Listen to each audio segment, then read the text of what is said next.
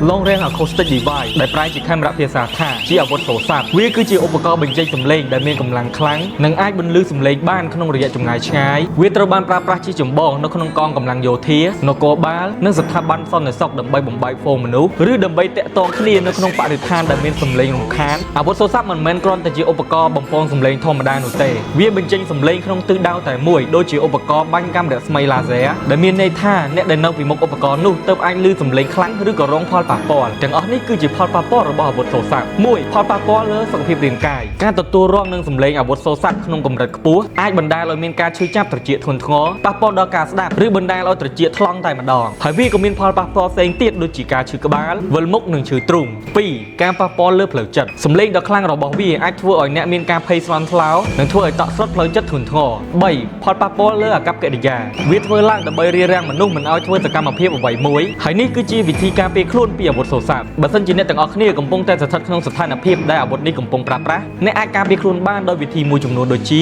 1បិទបាំងត្រចៀកប្រើប្រាស់ដុំសម្លៃក្រណាត់ឬបាតដៃរបស់អ្នកដើម្បីបិទបាំងត្រចៀករបស់អ្នកឲ្យជិតបំផុតតាមអ្វីដែលអាចធ្វើទៅបាន2ចាកចេញពីកន្លែងនោះឲ្យបានលឿនព្យាយាមចាកចេញពីកន្លែងដែលអាវុធនោះកំពុងតែបញ្ចេញសំឡេងដោយសារហ្វ្រេកង់សំឡេងនោះត្រូវបានបញ្ចេញតាមទិសដៅជាក់លាក់ដូច្នេះការដើរចេញពីមុខឧបករណ៍អាចជួយកាត់បន្ថយបានច្រើនទី3ពាក់ឧបករណ៍ការពារសំឡេងបើសិនជាអ្នកទាំងអស់គ្នាមានឧបករណ៍ការពារត្រចៀកឬការបិទត្រចៀកសម្រាប់ការពារសំឡេងខ្លាំងសូមពាក់វាភ្លាមៗព្រោះឧបករណ៍ទាំងនោះត្រូវបានធ្វើឡើងជាពិសេសសម្រាប់កាត់បន្ថយសំឡេងរំខានចំណុចសំខាន់បំផុតគឺយើងត្រូវរក្សាចម្ងាយឲ្យឆ្ងាយបំផុតពីអាវុធទាំងអស់នោះព្រោះបើសិនជាអ្នកទាំងអស់គ្នានៅកាន់តែឆ្ងាយពីអាវុធទាំងអស់នោះត្រចៀករបស់អ្នកទាំងអស់គ្នាកាន់តែមានសុវត្ថិភាពបើសិនជាអ្នកទាំងអស់គ្នាដឹងពីផលប៉ះពាល់របស់អាវុធទាំងនេះសូមខមមិនខាងក្រោមតើអ្នកទាំងអស់គ្នាដឹងទេថាប្រទេសមួយណាដែលប្រើប្រាស់នៅសភាវុធមួយនេះហើយតើវាមានផលប៉ះពាល់អ្វីផ្សេងទៀតសូមខមមិនខាងក្រោមកុំភ្លេច follow អ្នកមួយផងណា